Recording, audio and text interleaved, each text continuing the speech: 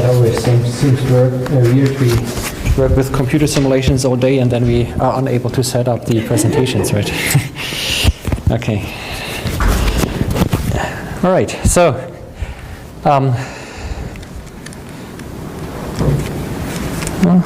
is it working? Yeah. All right, so the plan for today is after the introduction yesterday, where we discussed some general concepts of modeling type 1a supernovae as thermonuclear explosions of white dwarf stars and some implications this has for general processes in astrophysics and applications in cosmology. We will now, in the second lecture of this course, take a look into the objects that we think explode as type 1a supernovae, and that's white dwarfs. So this is the topic of today, white dwarfs. And the plan for today's lecture is actually that I wanted to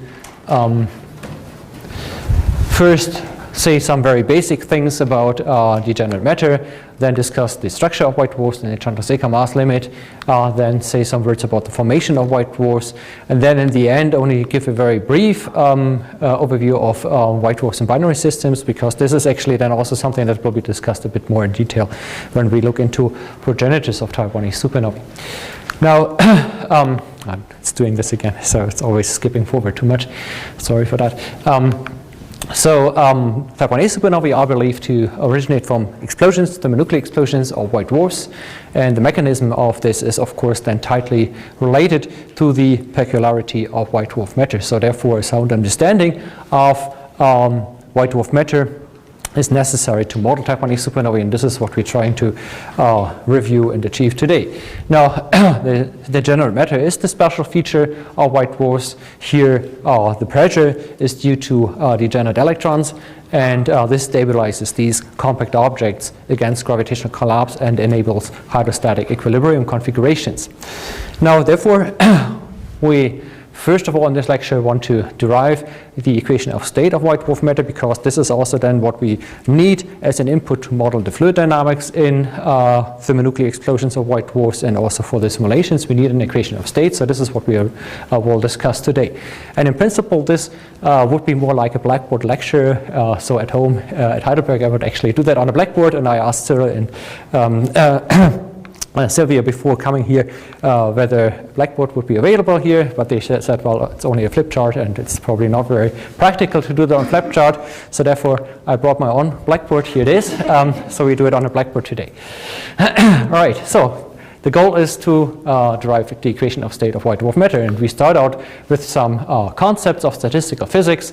So statistical mechanics in principle takes a microscopic perspective on matter. So a complete description of a system consisting of n particles is achieved by specifying the number density in phase space of each particle as here. So we have dn over d cubed x d cubed p, where d cubed x d cubed p is the volume element in phase space in the 3 spatial and the 3 momentum dimensions.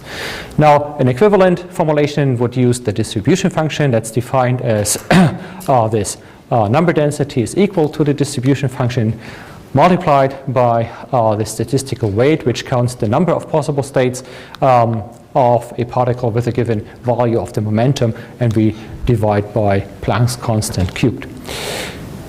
Okay, now in this sense, the distribution function f gives us the average occupation number of a cell in phase space.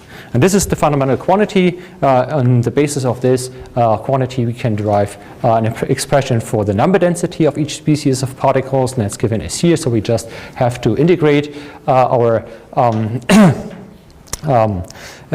density in phase space over momentum as here, and this gives us the number density.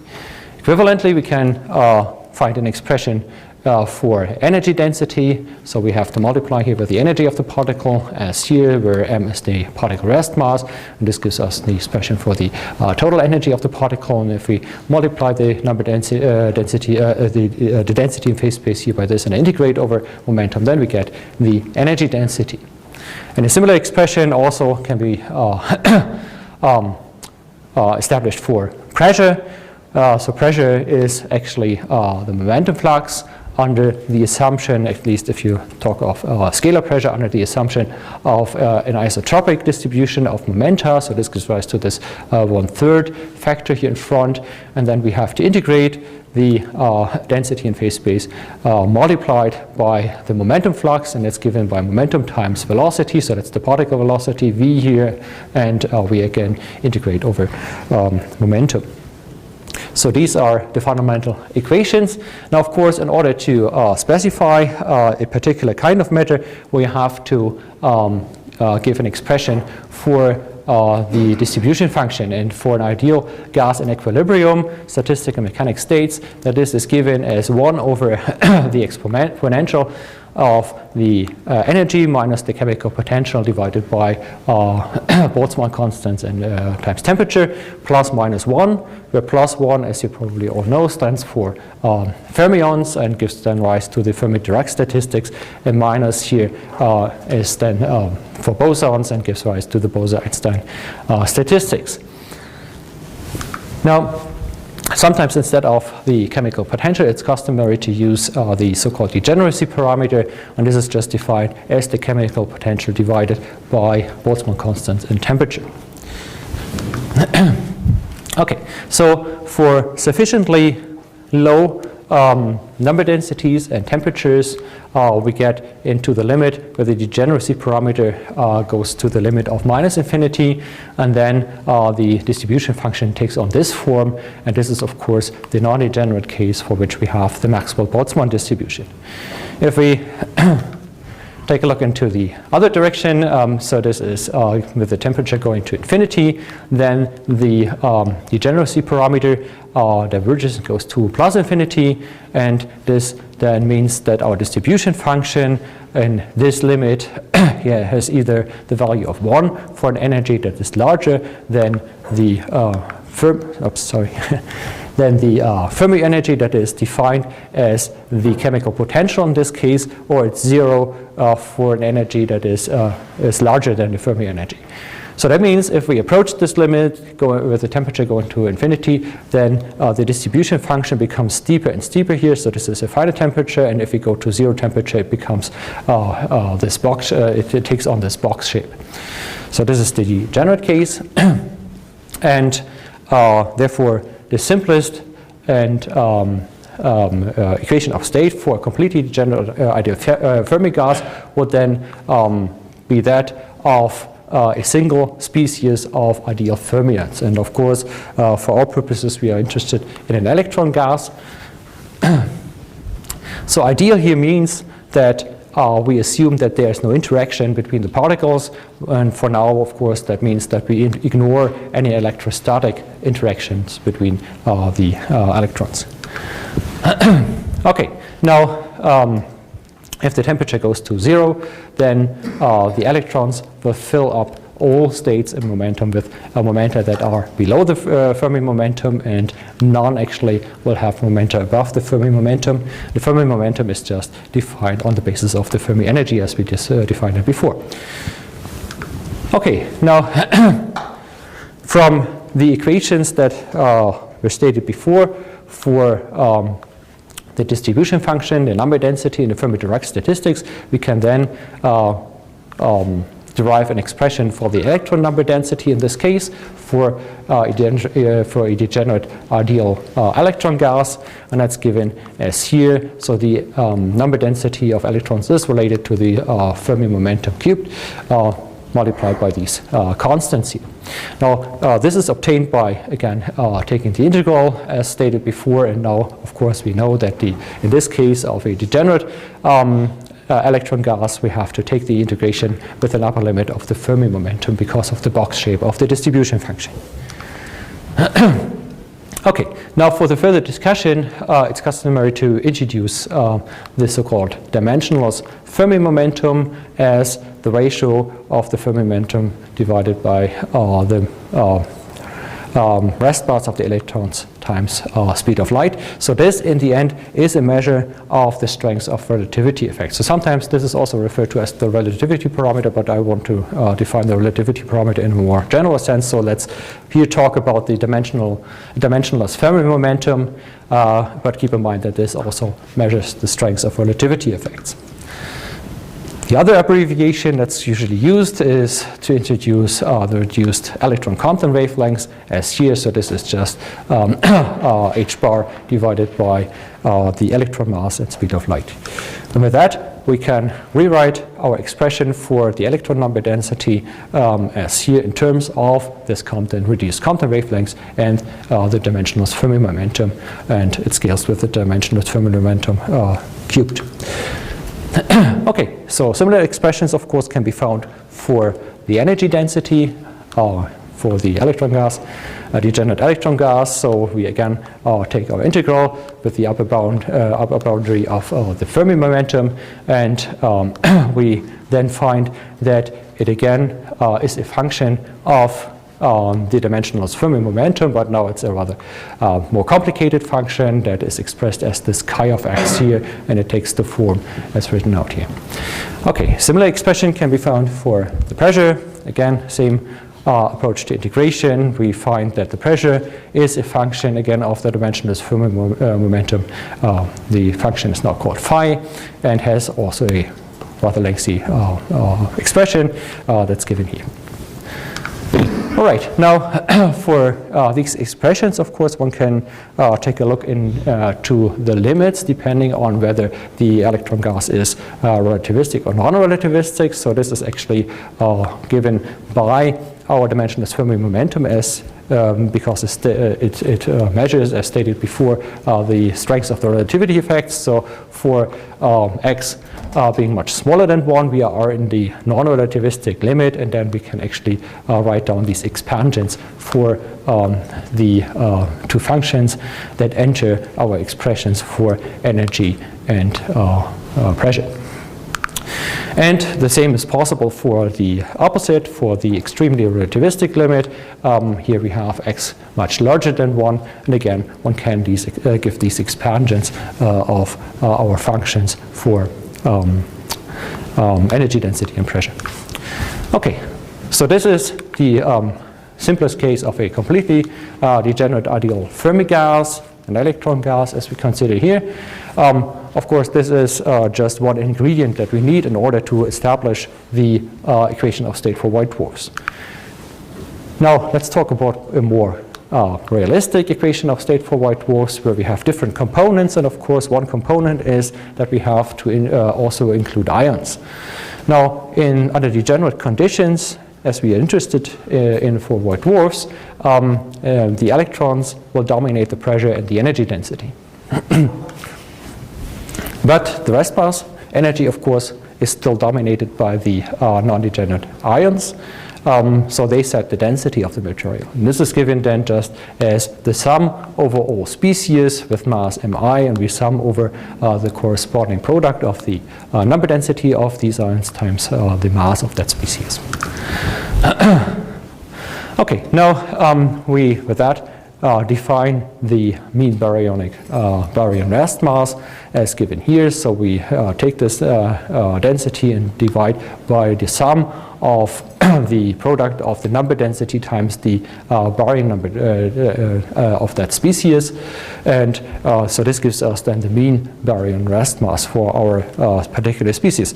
Now, if we do that for carbon-12, of course, this is just the definition of the atomic mass unit mu, because this is just the mean baryon rest mass for pure carbon material, carbon-12 material.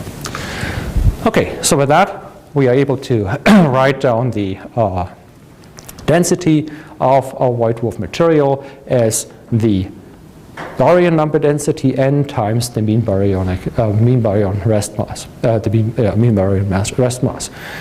Of course, if we want to relate to other expressions that we have in our equation of state, it's more convenient to express this in terms not of the baryon number density, but in terms of the electron number density. So we can as well write this as a function of electron number density, and then we have to divide by the mean number of electrons per baryons, and this gives us then again the density of the material. Okay, so this is the main contribution of ions. They set the density, but they also, of course, have a contribution to pressure and to energy density. It's subdominant, but still it adds a small correction.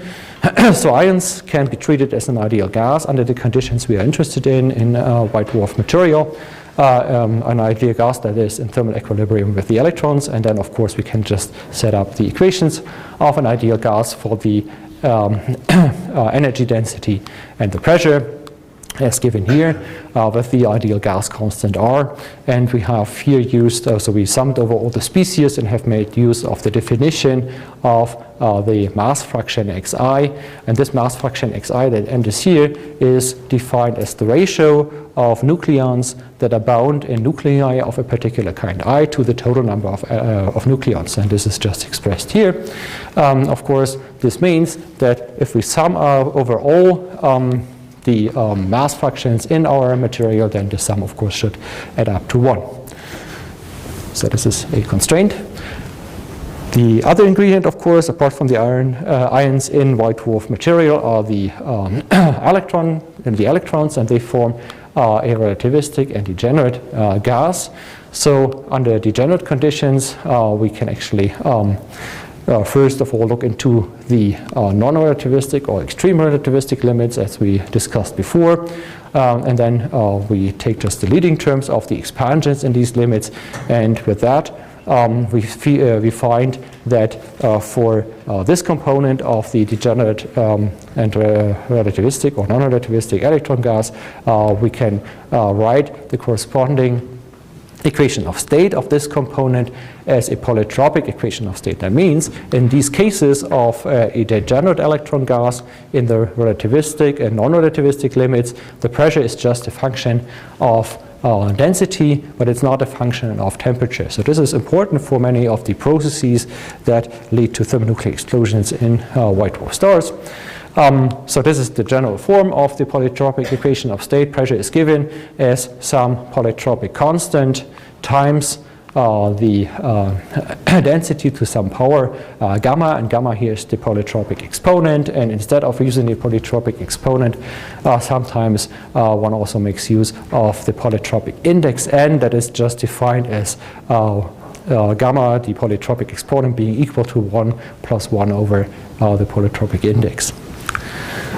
So this is just equivalent, but both formulations and both expressions are used. Now in the non-relativistic limit, one finds that the polytropic exponent is 5/3, or the polytropic index correspondingly is 3/2. For that, one can find an expression for the polytropic constant, in this case of the non-relativistic limit, k 3/2, and this is just some number times the ratio of the atomic mass unit times divided by the mean baryon mass to the power of 5/3 times ye, so that's the mean number of electrons per baryon to the power of 5/3 in CGS units. So we can actually express this in terms of natural constants times these expressions here. And for the extreme relativistic limit, we find that gamma is 4/3, or n equals 3. And again, one can give a rather nice expression, short expression for the corresponding polytropic constant as here in CGS units. Okay, now these are the limits of extreme relativity or non-relativistic limit and degenerate or non-degenerate. But of course, in white dwarfs we have different conditions, because in a white dwarf, in the stellar structure of the white dwarf, the density falls off with radius.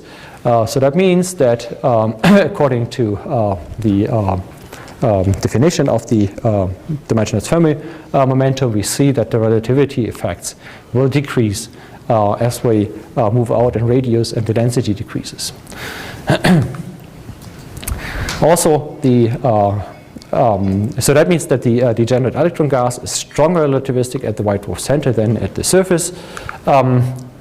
If we go out to lower densities, of course, then the degeneracy is also partially lifted, and this also happens in the ashes of thermonuclear burning. So actually, when we want to describe the material that undergoes a thermonuclear explosion of a white dwarf, then it's not enough to look into the limits, but we actually have to consider an arbitrarily relativistic and arbitrarily degenerate electron gas. Now this means, all right, this is what I said. So we the relevant equation of state that we are interested in is dominated in terms of pressure and energy density by an arbitrarily degenerate and arbitrarily relativistic electron gas. Okay, so this can be also derived. So the general formulation for an arbitrarily relativistic and degenerate electron gas is based on the degeneracy parameter that we already introduced before, eta. This is defined as the chemical potential divided by Boltzmann constant and times temperature. And the other parameter that we use is the relativity parameter, beta. So beta is defined as Boltzmann's constant times temperature divided by MEC squared. So this would correspond to the dimensionless Fermi momentum in the fully degenerate case, but here we are in the arbitrarily degenerate case.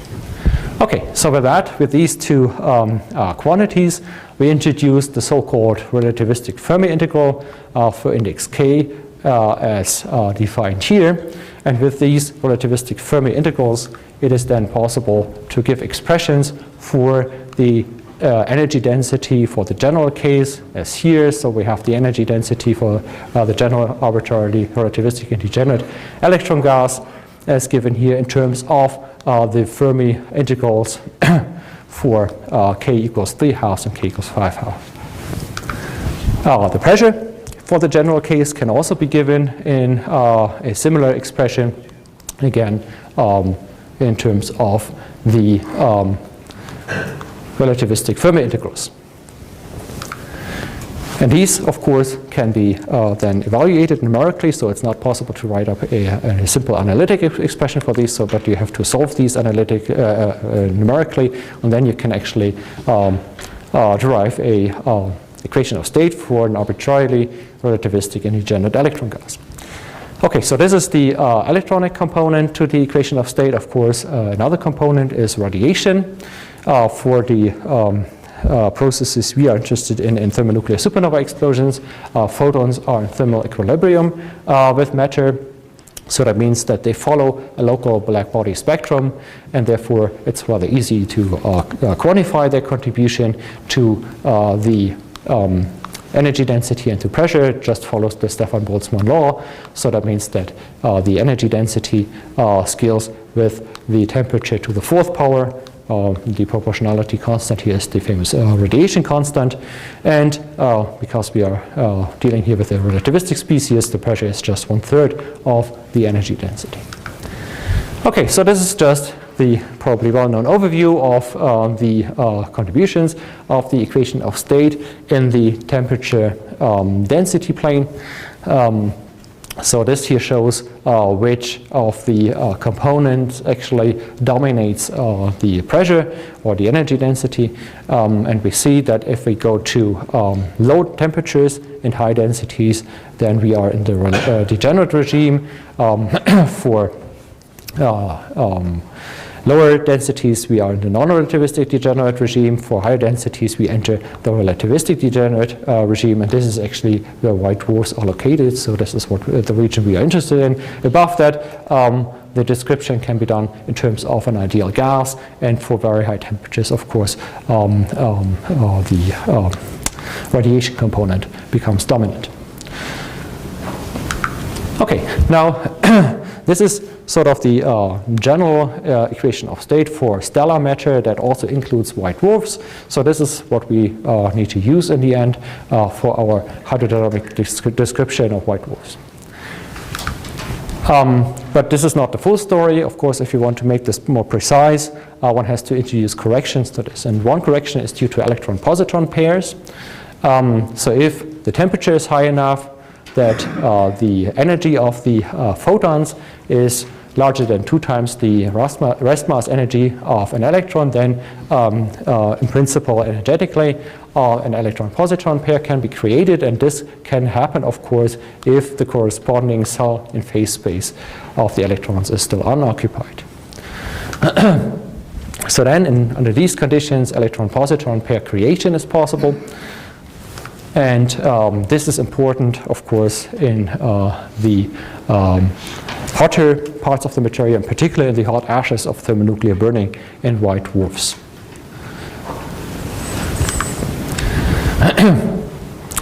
So these electron-positron pairs contribute to the pressure and to the energy density. In order to take this into account, one has to replace the relativistic Fermi integrals for the general equation of state that we discussed before with the so-called modified integrals that are given as here. So this is an expression you can, for instance, find in the famous Bible of stellar evolution in Cox and Julie's textbook. Okay, so another important correction is due to electrostatic effects. So I said before that we are dealing with an ideal gas of electrons, but of course a realistic description is that the electron gas is not ideal. We have electrostatic interactions between the electrons and the ions, and these will modify the equation of state.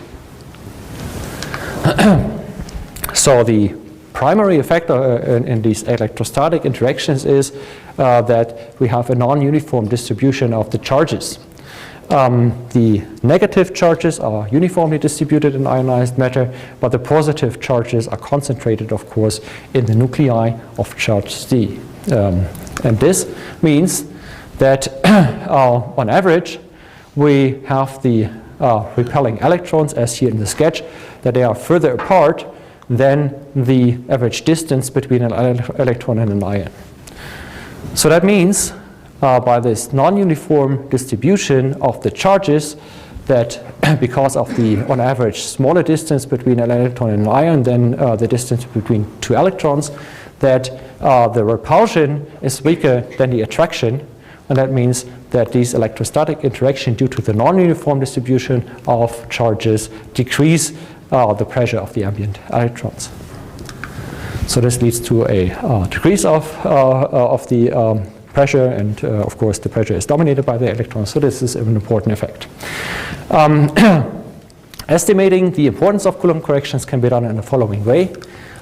We first consider the non-degenerate gas, and in order to estimate how important these Coulomb corrections are, we take the ratio of the Coulomb energy to the thermal energy for the non-degenerate gas. Of course, these are the two important energy scales. So the Coulomb energy can be estimated by just taking the charge number times the fundamental charge E squared, divided by the average distance between the electrons and the ions, and this is expressed here as this R average. Now this average distance, of course, can be estimated from the electron number density, so we just estimate that the average distance here is scales with the electron number density to the power minus 1/3. So this gives us this expression here for the ratio between the Coulomb energy and the thermal energy in the non-degenerate gas. So this, as we see, will of course then increase with the number density of the electrons. So that means for the non-degenerate gas, the electrostatic effects will become more important as density increases. The opposite is true for the degenerate non-relativistic gas, as we can actually estimate from this ratio here. So we actually take the ratio of the Coulomb energy as before, but now we compare it to the Fermi energy. Of course, this is the dominant energy scale in the degenerate case, and then we get that this here will scale with the electron number density to the power minus 1/3. So that means that the importance of Coulomb effects in this degenerate case will decrease with density. Now, there are different ways of approximating the corrections due to electrostatic effects to the equation of state of white dwarf matter. There are some analytic approaches that I will not discuss here in much detail, but there's an overview given in the classic textbook of Shapiro and Tarkowski. Modern equations of states use more sophisticated expressions that actually are the result of detailed calculations of the plasma states of the matter that we are interested in. But the details of these are rather complex, and the approximations that are taken by these different authors are also different and have limited ranges of validity. So they usually give analytic expressions or approximations to the effects that have limited ranges of validity. So this means if we include Coulomb corrections to our white dwarf equation of state, this will certainly add uncertainty because of the different approximations and different treatments. So you could say in principle in thermonuclear supernova explosions we are in a rather nice position as opposed to people who try to simulate core collapse supernovae, because we have to deal with an equation of state in a regime that's rather well known, and this is true. I mean, we have just to deal with degenerate relativistic or non-relativistic matter, but the uncertainty that actually enters our equation of state are the Coulomb corrections. These are not the leading order effects, these are just corrections, so therefore this is not all that bad, but still this adds an uncertainty.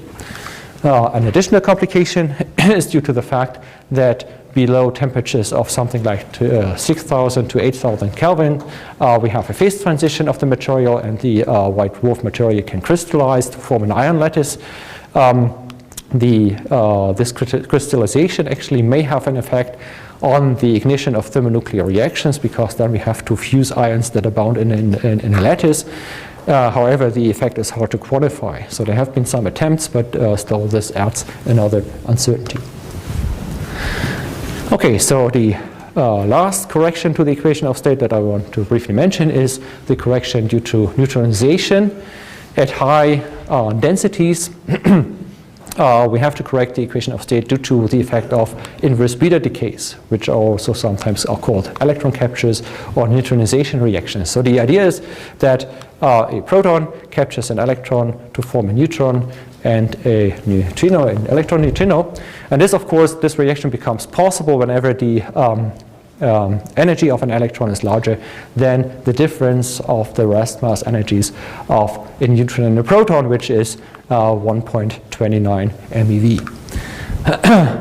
Now, this reaction then actually leads to a capture of an electron. The back reaction releasing an electron is blocked when the densities are high, because all the electron energy levels in the Fermi sea for the created electrons of the back reaction is occupied. So therefore, actually, you have this reaction, or the equilibrium of this reaction, shifting into the forward direction.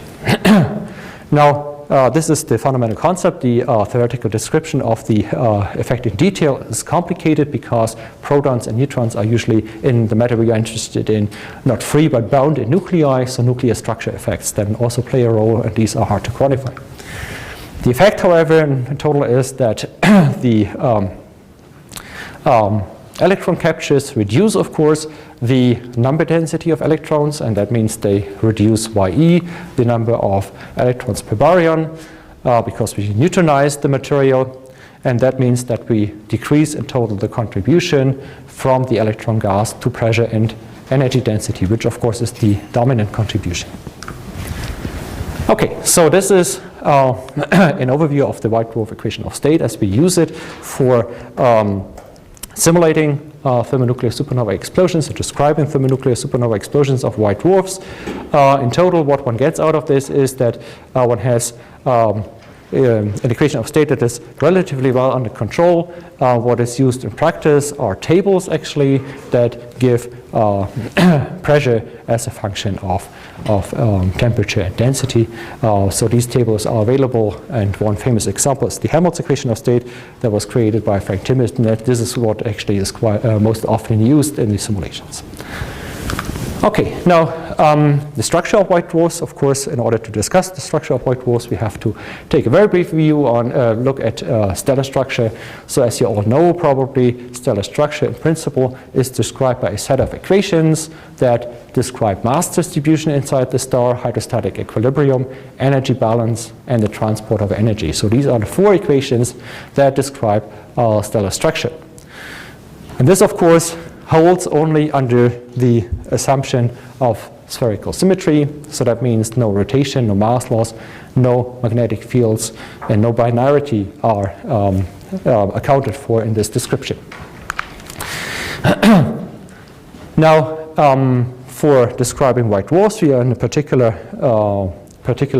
comfortable situation because the white dwarf equation of state, as discussed before, in some limits can be approximated as a polytropic relation, that is in the fully degenerate non-relativistic regime, or in the fully degenerate extremely relativistic regime. Then we have a polytropic equation of state. This is a particularly simple case because then the mass distribution and the hydrostatic equilibrium completely fixed the mechanical structure of the star. So this is the first equation of stellar structure that just describes mass distribution as a function of radius, and the second equation of stellar structure balances the pressure gradient with gravity with the gravitational force. So this gives rise to the hydrostatic equilibrium. And these two equations have three unknowns: the mass as a function of radius, the pressure as a function of radius, and the density as a function of radius. And this can be solved, of course, these two equations with three unknowns, if the pressure is only a function of density. So if we can actually write down a relation between two of these three unknowns, between pressure and density. So this is possible if we have an equation of state where pressure is just a function of density but not a function of other quantities such as temperature, for instance. So that means for a polytropic equation of state we can solve this system of equations. The result is the well-known Lane-Emden equation. So this Lane-Emden equation results from the combination of these two first two equations of stellar structure describing the mechanical structure of a star. In addition, we need the polytropic equation of state, and then we arrive at this Lane-Emden equation. So the Lane-Emden equation specifies the rescaled density. So y here is just density made dimensionless as a function of rescaled radius x. For a given polytropic index, that n is here n. So if we have a polytropic gas with a certain index n, then we can actually, from the Lane-Emden equation, find the relation between density and radius.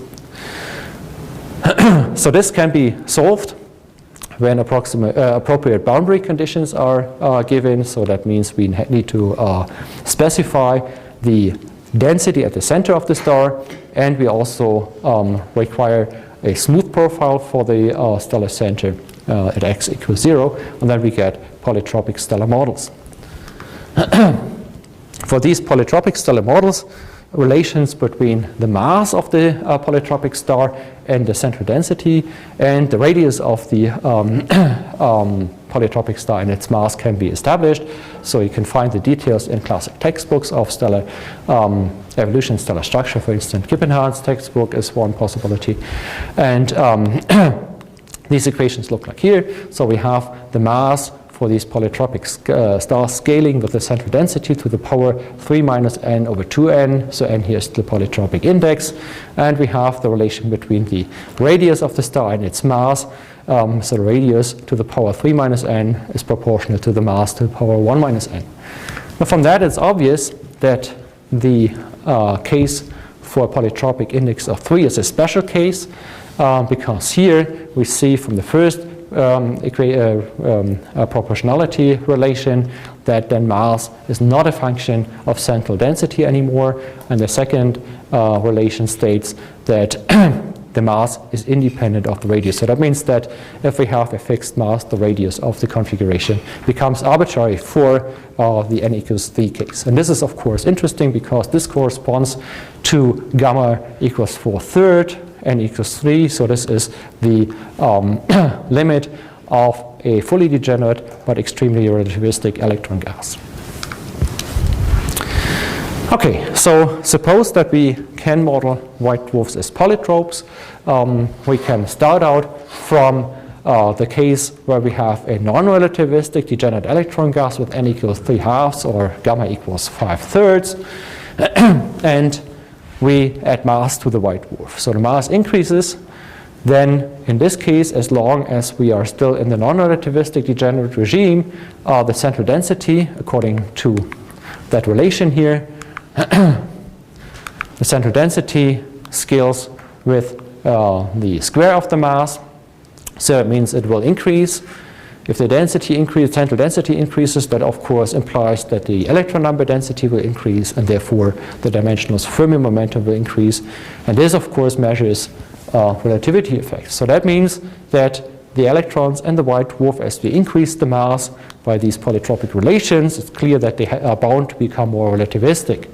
So that means that by increasing mass, we can show that if we can treat white dwarfs as polytropes, it's clear that the limit that we approach is the n equals 3 limit for a n equals 3 polytrope. Now, the problem with that approach is that white dwarfs, of course, are not polytropes. The degeneracy and the relativity in white dwarf matter, as discussed before, vary from the center to the surface. So therefore, in such a stellar configuration, we don't really have a constant polytropic index. There's an alternative argument that's sometimes made to actually also derive the limit when increasing mass going to a polytrope of n equals 3. So this actually assumes that you can model the white dwarf as being degenerate, but with an arbitrary degree of relativity of the electron gas. So for that, you can still make this analytic argument without assuming polytropes. You can still combine the first equations of stellar structure, and then you find an equation that will converge to the Lane-Emden equation for the n equals 3 case for the central density going to infinity. But this again is just not the full treatment. The full treatment would actually be the one without assuming degeneracy of the material, but this is of course only possible to solve in a numerical approach. But in the end, one finds that in the limit of increasing the mass and increasing the central density, one will reach the limit of an n equals 3 polytrope. So that means that this n equals 3 polytrope is the limiting case for a white dwarf in which we increase the mass and the central density. So that defines the maximum mass that we can reach, and that is stabilized against gravity by the Fermi pressure. And this is just a consequence of the material becoming more relativistic as we increase the mass of the star. And this was first derived by Chandrasekhar in the 1930s.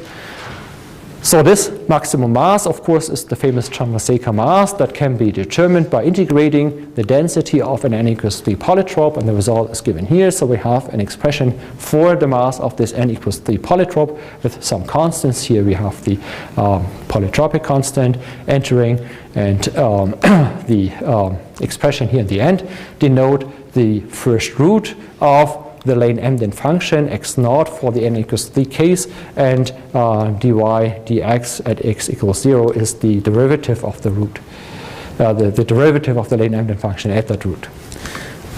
So for these we need numerical values, and these have been given in tables. For instance, you can look up Chandrasekhar's textbook, and you'll find this n equals 3 case, and it gives actually the numbers for the root of the Lane-Emden function and its derivative at the position of the root. So the combination that we need here is the square of the root times the derivative, and this is just the numerical value of this is minus 2 point something. So with that, and the polytropic index for the n equals 3 polytrope that we already specified before, one can specify the mass, the maximum mass of so the mass of the n equals 3 polytrope, and this is just given as 5.8 times this ratio between the atomic mass unit times the mean baryon number, baryon mass squared. And here's the important relation times YE squared. Now YE for symmetric nuclei is of course 1/2. We have then the same numbers of protons and neutrons in the nuclei, so that means the number of electrons per nucleon is 1/2, and then we get the Chandrasekhar mass as 1.456 solar masses. The exact value here, 1.456, changes slightly when we still also in addition account for Coulomb interaction and general relativistic corrections to the equation of state. But this is in our polytropic treatment the value that we get. So roughly it's 1.4 solar masses. Okay, so how do we form such white dwarfs? Well, stellar evolution, of course, as you know, is driven by gravitational contraction of stellar objects. And this gravitational contraction, so stars actually contract under their self-gravity, this can only be halted and stalled if a pressure gradient builds up that counteracts the gravitational field, and then we actually can have a hydrostatic equilibrium configuration of the star. Now, how can that happen? Well, the one possibility is that a pressure gradient builds up due to the energy release in nuclear reactions, so that we have thermal pressure that provides the conditions for hydrostatic equilibrium. This is the case in normal stars, but of course contraction also means that the material will become more dense, and that means that the degeneracy of the material will increase.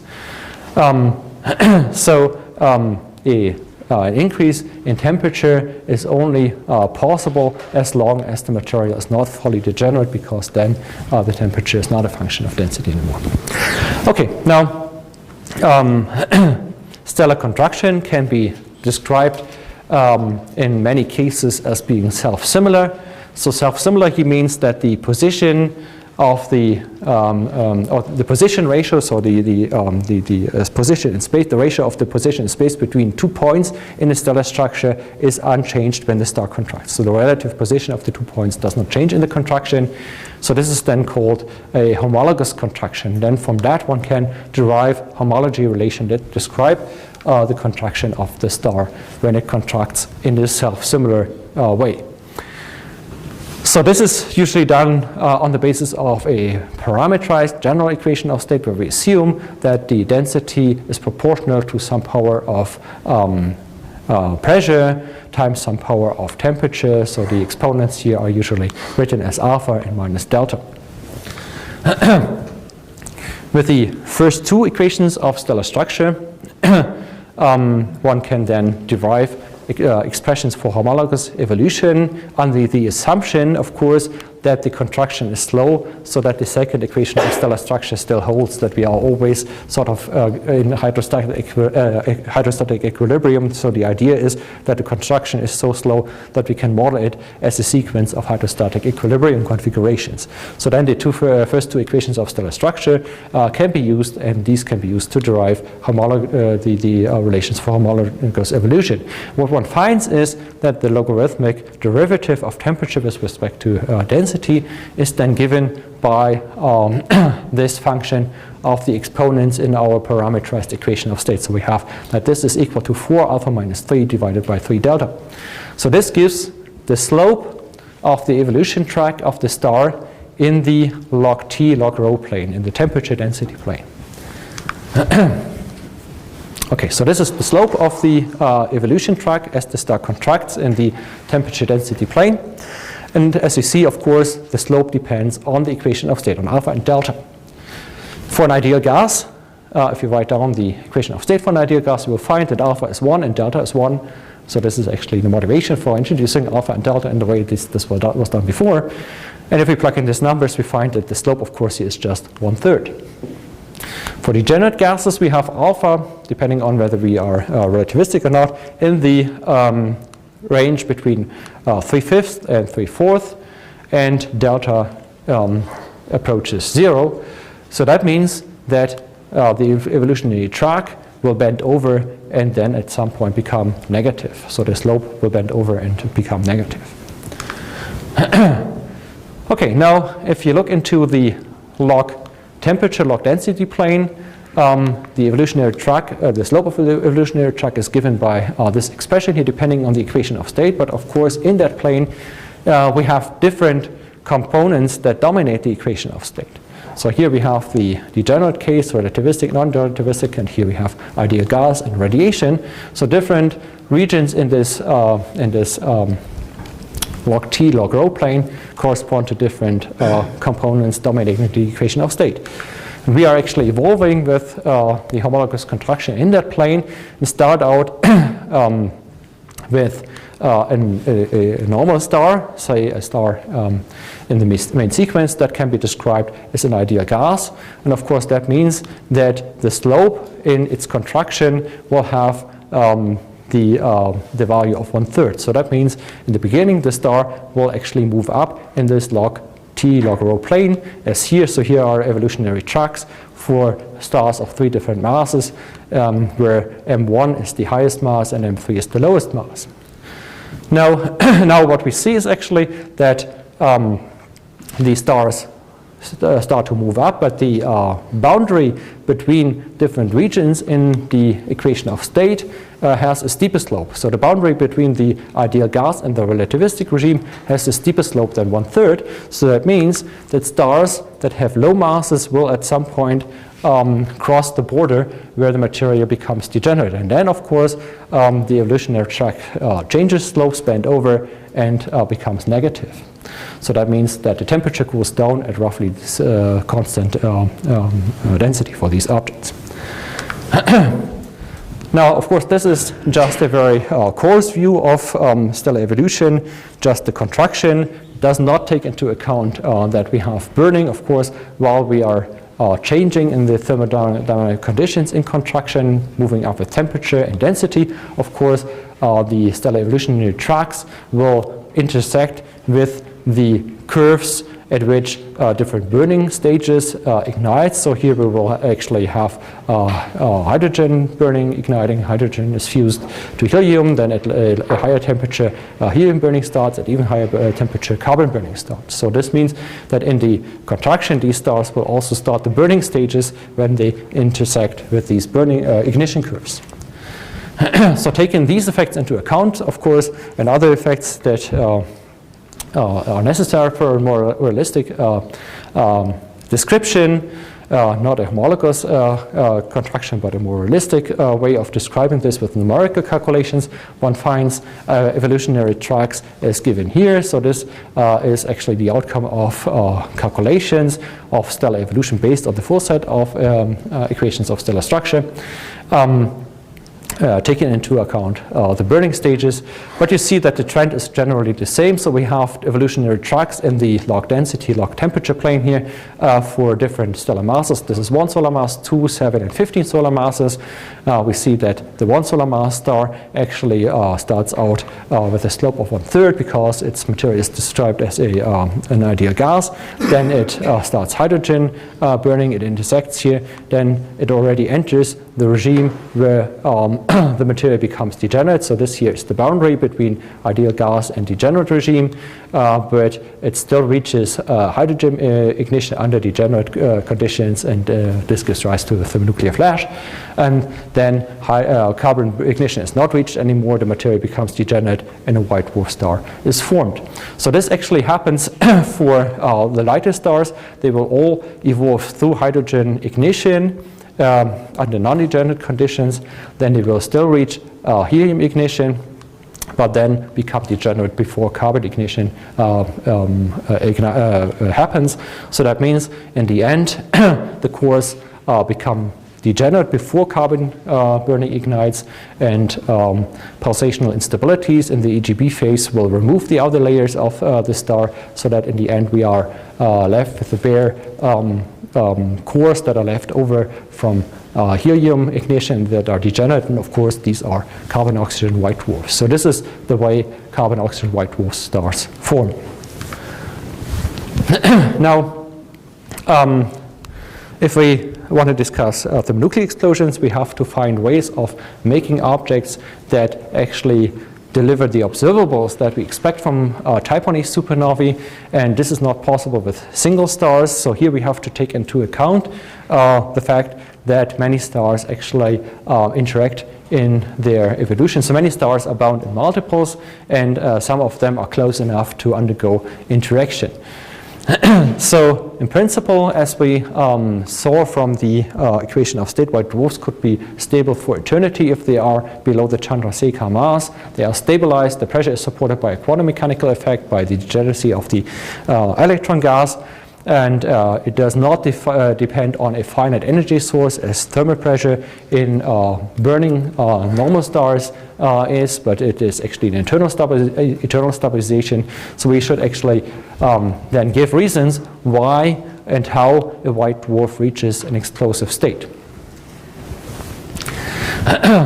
The other question that we have to deal with is the question of how a white dwarf, an exploding white dwarf, can become bright enough for a type 1a supernova. So we have argued in the last lecture yesterday that in order to make an exploding white dwarf bright enough to account for a type 1a supernova, about half a solar mass of nickel-56 has to be produced. So this is actually what was found from the gamma ray measurements of supernova 2014J. And if we want to synthesize half a solar mass of ion group elements, it is clear that this needs a rather massive white dwarf as a progenitor. Now, single white dwarfs are not that massive. The mass of single white dwarfs peak sharply from observations. This is confirmed. They peak sharply at around 0.6 solar masses. So that means that the progenitors of type 1a supernovae need to be more massive than this, so they must diverge from this trend. And this, of course, can be explained if white dwarfs that are undergoing interaction in binaries are the progenitors of type 1a supernovae. So there are different ways this can happen, and a summary is given in the schematic overview due to Jungleson.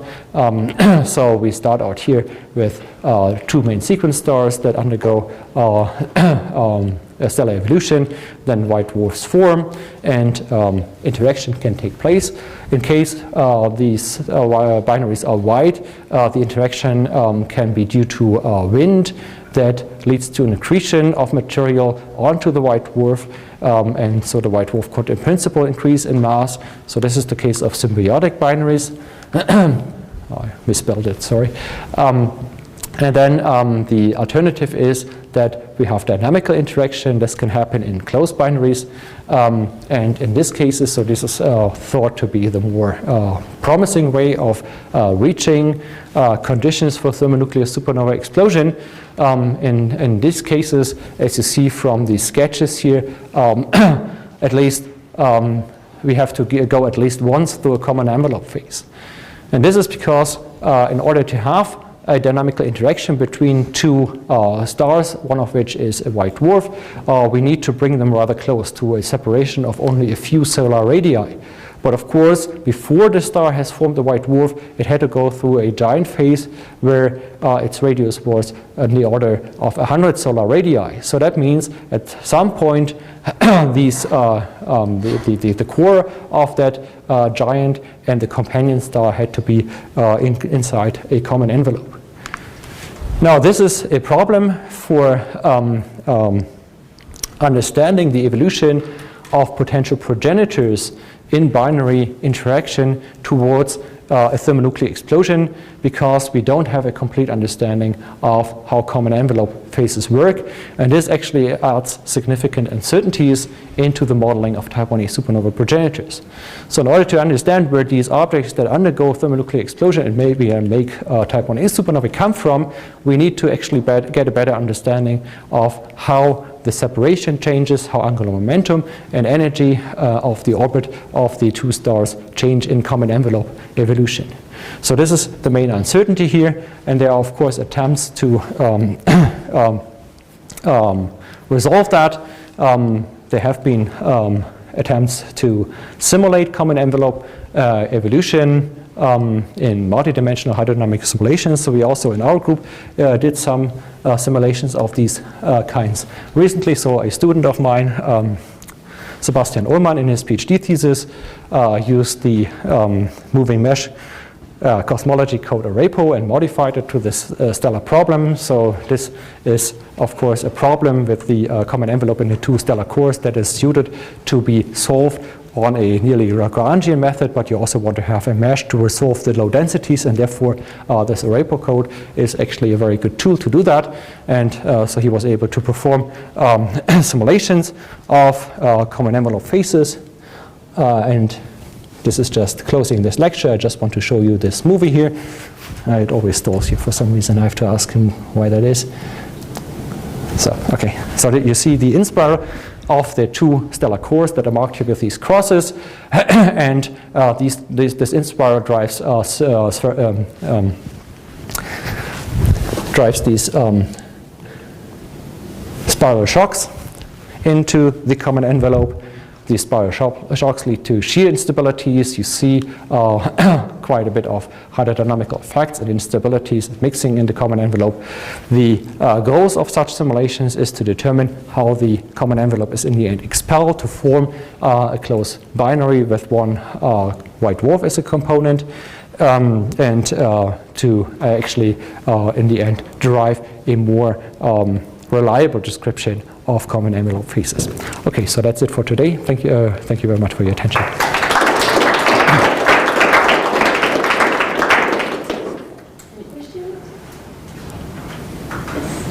In the schematic picture you showed just before the movie, I was wondering if there was not the possibility for Oslo flow mass transfer sequences to produce a harmonic identity system. So this is I put this figure in just as an example, right? So just to illustrate so this is not a complete overview. So if you actually look into other reviews, so Bourwang wrote one, where is she? So yeah, here, right. So he actually wrote a nice review where you can actually see such illustrations for many other cases as well. So this is by no means a complete overview, right? So this is just, yeah. One possibility or one evolutionary track or possibility of an evolutionary track that was given. The point I wanted to make here is really that if you have closed binaries, you need to go to a common envelope phase, and this adds the main uncertainty to the theoretical description. Is there any knowledge on the distribution of the different paths to the? Yeah, I mean this is what people try to find out in binary population synthesis. So I will talk about this on Thursday probably. But I mean, the problem with that is that all this is afflicted with the uncertainties due to common envelope evolution. But people are trying to derive constraints there. Yeah. The question? Yes? I want to come back to the slide with this model tracks for logarithm temperature, logarithm density. Sorry, what? These tracks yeah. show what logarithm T, logarithm density. The stellar evolution. Yes. Yeah. For different masses. Yes. I didn't catch for two solar masses what happens with this chart in comparison with one solar. Oh, I mean, the difference is actually that if you have lower mass stars, the way they actually ignite helium burning, then whether you actually do that under degenerate conditions, and that would actually lead to a thermonuclear flash, or whether you can actually ignite this under non-degenerate conditions. Because, I mean, the track is a little bit higher, and you can maybe avoid the degenerate regime before you enter the ignition curve. So this is the difference there. I had a question about the histograms you showed for the white dwarf masses. Oh, okay. Well, this is observational. I took it from a paper, and I actually cannot say a lot about this. This is just the, yeah. I think it was this slide here, right? Yeah. Yeah. So, you know about the places where these white dwarfs are? Well, I mean, I would have to look up this in the paper. I mean, I just want to make the point that actually most white dwarfs. Something really typical is. Yeah, for single white dwarfs, this is very typical that they peak sharply at 0.6 solar masses. Yeah. From asteroseismology, we might know very well the masses. Yeah, I think this is, so do you know actually where this comes from? I don't know actually. So I think this is not asteroseismology measurements. No. Yeah, I have to look that up in a paper again.